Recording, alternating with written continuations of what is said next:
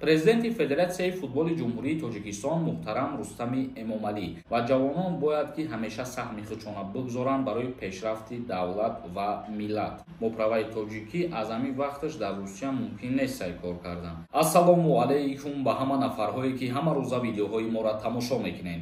Тамошобинони азизу гироми қадр, чӣ хеле ки медонед дина дар канали ма старти бозии нав сар шидак. Ин ҳамин нафарҳое ки ҳозир тамошо кардесен, аз ҳамин видео як донаи дудонаи билет бихарен, гапто надорам. Ма ай шумо боварӣ дорам. Салом алейкум бародарои азизу гироми қадр, дар канали ма бозӣ рафтесай, нархи билеташ 200 рубл, 100 дона призай. Номерое ки дар рӯи экран дидесен, дар ҳамин номер картаи Сбербанк ҳастай. Сбербанк ба номи Муҳаммаҷонай сумтона мепартоен ва дар ҳамин номер WhatsApp ҳастай, бо дар WhatsAppаш чекта роӣ мекунӣ.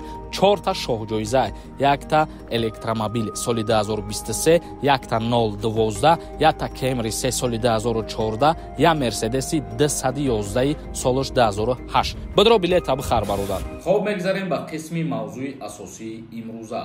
Раиси шаҳри Душанбе муҳтарам Рустами Эмомалӣ ба мунтахаби Тоҷикистон $450,000 мукофотпулӣ хоҳад дод. Президенти Федератсияи футболи ҷумҳурии Тоҷикистон муҳтарам Рустами Эмомалӣ эълон кардааст ки ба дастаи мунтахаби кишвар ки дар ҷоми Осиё соли 2023 дар Доҳа бо муваффақият баромад мекунад, мукофотпулӣ дода мешавад. Ва инчунин гуфта мешавад ки президенти Федератсияи футболи ҷумҳурии Тоҷикистон муҳтарам Рустами Эмомалӣ пас аз пирӯзии тими миллии Тоҷикистон дар даврае ки бо Аморати Муттаҳидаи Араб ғолиб баромад, $150,000 дигар ҷудо намуд ва ҳамчунин қайд карда шудааст ки дар сурати пирӯзӣ ба тими миллии Урдун дар давраи чорякниҳоии ҷоми Осиё мунтахаби Тоҷикистон $200,000 иловагӣ ба даст хоҳад овард. Ва гуфта мешавад ки рӯзи 2 феврал бо тими Урдун бозӣ мекунад ҷумҳурии Тоҷикистон ва ин дидор дар варзишгоҳи Аҳмад бин Алӣ баргузор шуда соати 16:30 ба вақти Душанбе оғоз мешавад.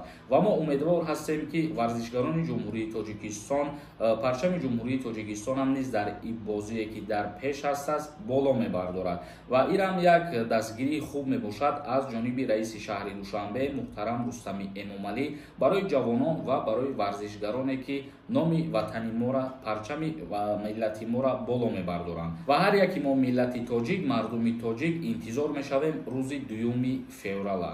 Бародарони азизу гироми қадр, фаромӯш накунед ки раиси шаҳри Душанбе муҳтарам Рустами Эмомалӣ барои ана ҳамин варзишгароне ки ба футбол машғул мебошанд, ҳамагӣ $450,000 мукофотпулӣ ҷудо намуд ва ин як беҳтарин иқдом мебошад. Ва умедвор ҳастем ки ҳамеша ватани азизи мо миллати тоҷик дар арсаи ҷаҳонӣ номбардор мешавад. Хоб тамошобинони азизу гироми қадр, акнун комментарияҳои шуморо хонда ба саволҳотон ҷавоб мегардонем. Ширкати Шифофармо доруҳои босифатро барои шумо тавсия медиҳад.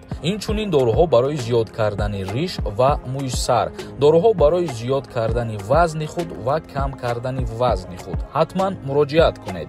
Як кас нависондаи ака қалин чанд сум шидаед.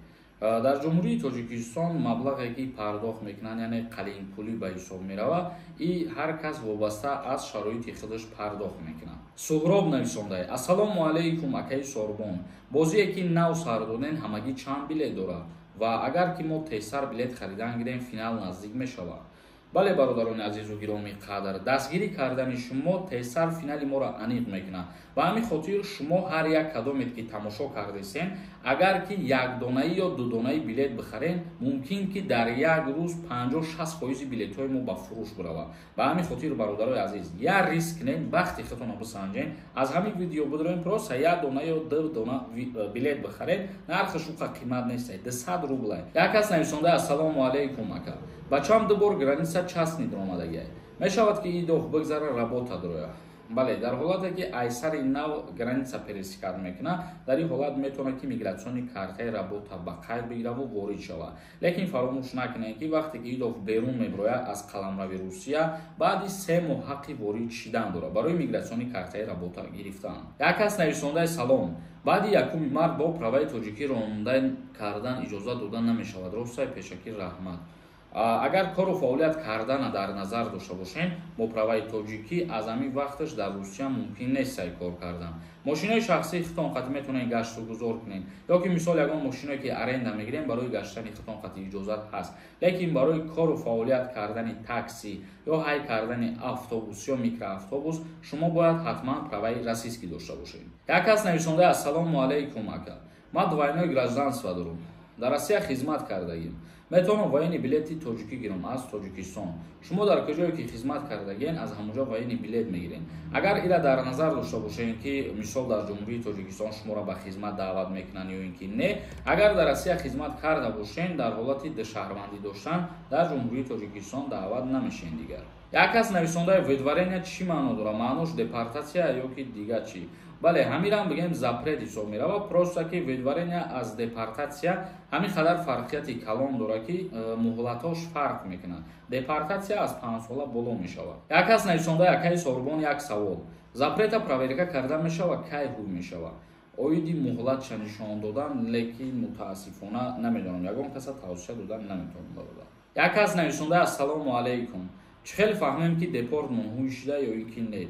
баъзе вақтҳое ҳастае ки мо як каса мақсад реклама мекунем, проверкаи патент ва проверкаи запретҳо мекунад, метавонед ҳамонҷо аз фурсат истифода бибарем. хоб, тамошобинони азизу гироми қадр, то наворҳои дигар, худованд ҳамаи мо шуморо нигаҳбон бошад.